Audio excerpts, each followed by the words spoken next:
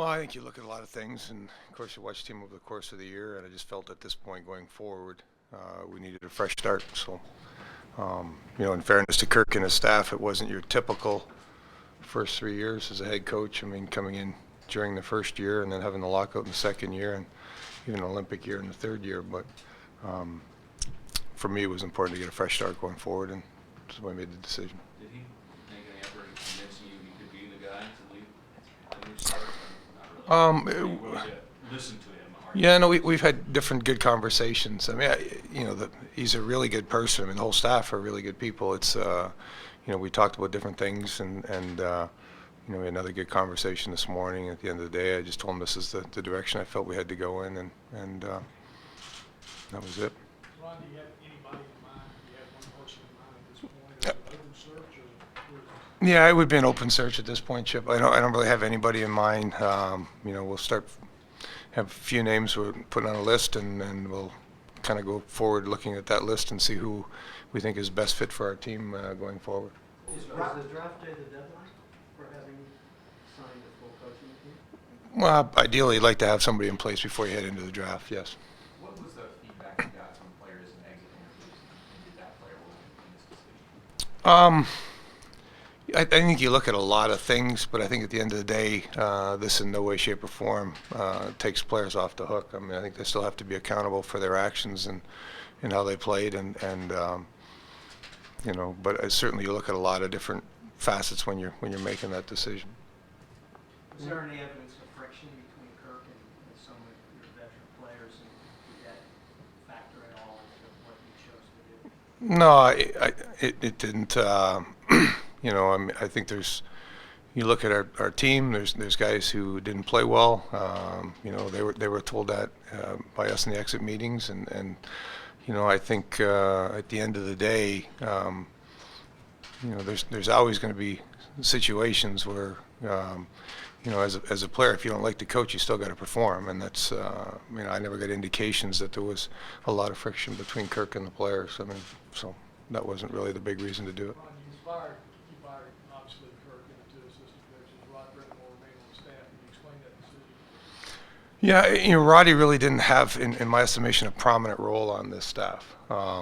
He wasn't responsible for power play or penalty killing, so I felt Roddy had a lot more to offer, and that's why I kept him on board. Is he a candidate potentially for the head job? I haven't really talked to him, see if that's something he'd have an interest in or not, but if you wanted his name on the list, we'd certainly take a look at him as well as others.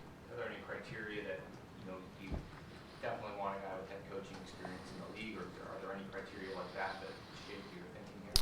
I think it doesn't hurt to have that, but I think at the end of the day, the biggest thing that I'm looking for is a guy that, is a teacher. I think in today's game, you have to be able to communicate extremely well. I think you have to have strong leadership qualities, and I think you have to be able to manage people and the different personalities that you're dealing with in that locker room. Ron, Kirk defended a lot of his players after being, especially 2 seasons ago during that 2-14-2 stretch, there were a lot of nights he said, we played well enough to win. At some point, do you want to coach, is some of the consideration for the next coach a guy who maybe won't let them off the hook with that kind of thing and say performance is one thing, wins and losses is another standard? Well, I think Kirk's a passionate guy. I think he loves coaching. I think he's going to learn from this experience, and I think he'll get another job, and I think he'll do really well. I do. But I mean, certainly, I want to see that, from my players on the ice every night. I want to see them wanting to willing to compete and stuff. I think in Kirk's case, like when he says stuff like that, that's part of being a coach and protecting your players. You can't put every coach into a taskmaster versus players coach mold, but are you of mind that maybe this team needs somebody to crack the whip a little? I don't think that hurts. I think you have to be accountable as a player, and having somebody in that position that holds them accountable wouldn't be a bad thing. Besides the obviously missing the playoffs, what didn't you like that you were seeing from this team that needed to change on the ice? Well, I mean, you can talk. I mean, I think the biggest thing was our inconsistency. I mean, some nights we looked like a great team, and other nights we really struggled to look like we didn't know how to play the game. At times we frustrated not only ourselves but our fans and other people in the way we played certain nights. So I think we have to get to the point where we are consistently bringing the same effort each and every night. And I think if we do that, it gives us a better chance to succeed in what we want to accomplish. Hey Ron, how attractive is this job? How would you say? How attractive is the job? How attractive is this job? How appealing is it? I thought you were talking about me taking this job, but I say it's a tough first week. But no, I think if somebody on the outside is looking at our team, there's a lot of good pieces that are in place. So I think it would be fairly attractive. I've already had some calls and emails today from people wanting to throw their name in the hat. So I think it is very attractive. Do you have a number in mind of candidates you'd like to talk to, whether they become actual candidates or at least people that you contact? It's going to be a pretty wide net, 6, 15, 20? I think we'll start with a big list, and then we'll kind of narrow it down to the guys we think are worth bringing in and actually interviewing and kind of go from there. If that number is 2 or 7, whatever it is, we'll take the time to do it right. With Rod being here already part of the coaching staff, how much freedom will the new coach have to name other assistants or lieutenant coaches? Well, that's the reason why you change the whole staff. I think it's unfair to bring in a new guy and say that these are your 3 assistants at the time. So the new guy coming in would have that flexibility to name his assistants and look at the goalie coach as well. But certainly think Rod would be a benefit to the new guy coming in if it's available. Ron, can you explain accountability to me? I understand it in the business world, but in the dressing room, it's a word that's bantered around like it pretty much means nothing. Maybe it's because I haven't seen it. But the player being accountable to who? Well, I think you have to be accountable to yourself, your teammates, your coaching staff, the organization, your fans. I mean, this is part of your job. I mean, when you go out there, it's tough for a player to play 82 great games. I understand that. But I certainly expect a guy to shoot his target at 70, 75 great hockey games. And the other, 7 to 12 where he doesn't have it, those are the games he's got to play very smart and not hurt the hockey club. Do the little things, get the pucks out at the defensive blue line, getting pucks in at the right time instead of turning them over, keeping his shift length short, doing whatever it takes to help team be successful. I mean, to me, that's accountability. It's obviously easier to change the coach than to swap out a lot of the big contracts you have. Is the bigger problem with the players on the team versus the coaching, in your opinion? Well, I just don't think, as I said earlier, I don't think changing the coach lets the players off the hook. I think there has to be, a lot of responsibility on their shoulders as well to turn this thing around. So hopefully we can do that going forward. Should we you talked about the importance of being a fresh start, changing coaches. Should we read into that you have the same mentality towards the roster, that the importance of getting a fresh start there as well? I would say if there was an opportunity to make our roster better, then yeah, I would consider making changes to do that. I'm not just going to make a change for the sake of unloading a player or a contract unless it makes us better. The days of there being the core guys on the team that were considered untouchable in quotations, those days we're past those days. Yeah, I would say that I think coming into this job, it's a fresh start, and I think I have to look at everything, including the players that are in the locker room. Absolutely. One of the things that Kirk said sometimes about Alexander Semin was, I have to allow some free rein. He doesn't play the system exactly the way we have it. He's a creative guy. He's a smart guy. He plays at a high level. You got to let him do that. And sometimes that sounds a little funny. Do you want a coach who's going to say, no, if you're playing our system, it's played this way, you're not freelancing? Is that a component we should look for? I think it's a component, but I think that I think when you look at all teams in the league, there's certain players that can do certain things, and I think if you talk to all those coaches, they handle them maybe a little bit different. So certainly you want a coach that's firm and has everybody understanding what he wants accomplished and getting the best out of those guys in those situations to try and get that message across to everybody. Some GMs walk in and don't have a lot on their agenda right away. You step into the front of the pool here, so to speak. How difficult or time-consuming or thought-provoking a decision was this work? Well, it's taken a long time to kind of walk through this, and it's not something that you look at lightly or take lightly. As I said, I think they're good people. I think he's going to learn and go on to be a real good coach in this league. but you want to analyze everything. You look at all kinds of possibilities. Do I make little tweaks? Do I, change a thing here or there? Is it going to work? Is it not going to work? And at the end of the day, I just felt this was the right move. You have a couple assistant coaches, outgoing assistant coaches who accomplished coaches, accomplished players. Can you just talk about the other guys that were let go? I mean, it brought something here, whether it panned out or not. No, I think the beauty when those guys were hired was they all had Dave Lewis and John McLean had head coaching experience. They had won Stanley Cup, so they knew what it took to be winners. I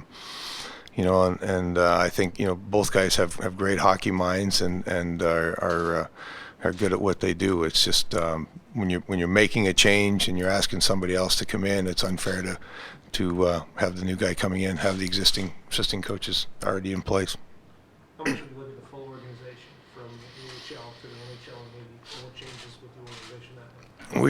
We are looking at everything. This it's been a lot of time spent. There'll be more time spent going forward here, with all kinds of meetings and trying to get our hands around everything and the areas that we can improve and get better. Did you seek anyone else's counsel on this? And I don't necessarily mean him, but did you talk to other people in the organization around the league about this, or was this something you kind of presented your shoulders?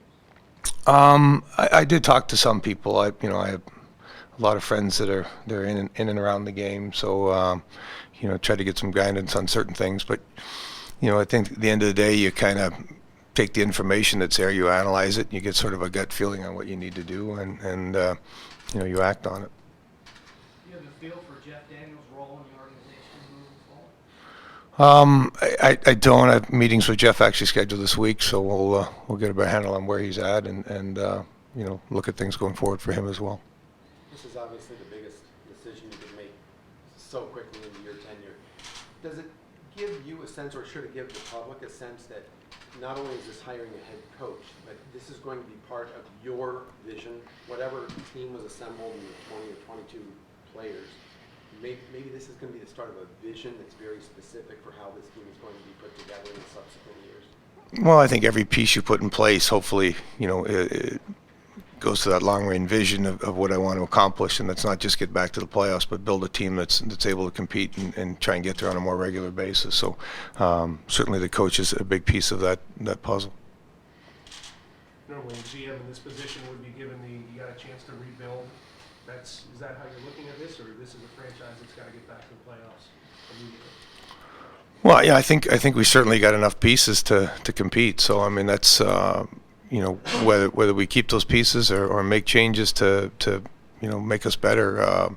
We'll look at those things going forward. But again, it's not going to do things just for the sake of doing things. You want to do it with a long range plan in place, and everything we do, we're trying to make our organization better. Do you anticipate being proactive, seeking out potential trades, or letting them come to you?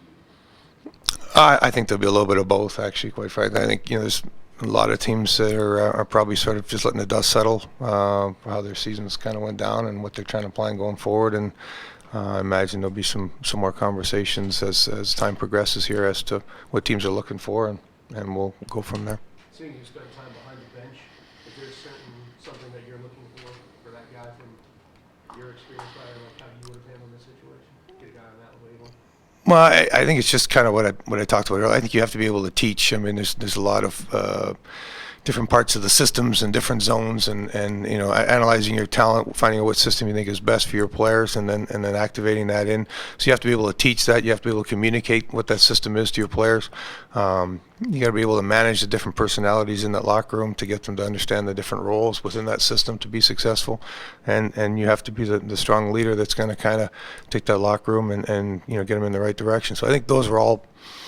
I mean, it was a good experience being on the bench, because you learn just how tough it is to be on the bench and what those guys go through on a daily basis. But I mean, those are part of the traits that I would look for in a new head coach.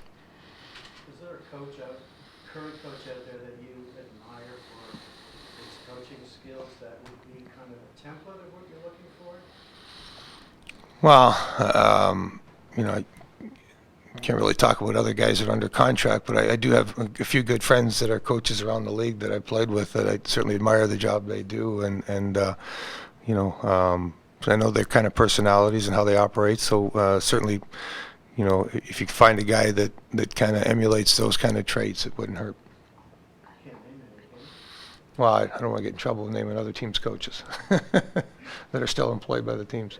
Are those all head coaches, or is that for Well, there's a lot of former teammates of mine that both head and assistant coaches. So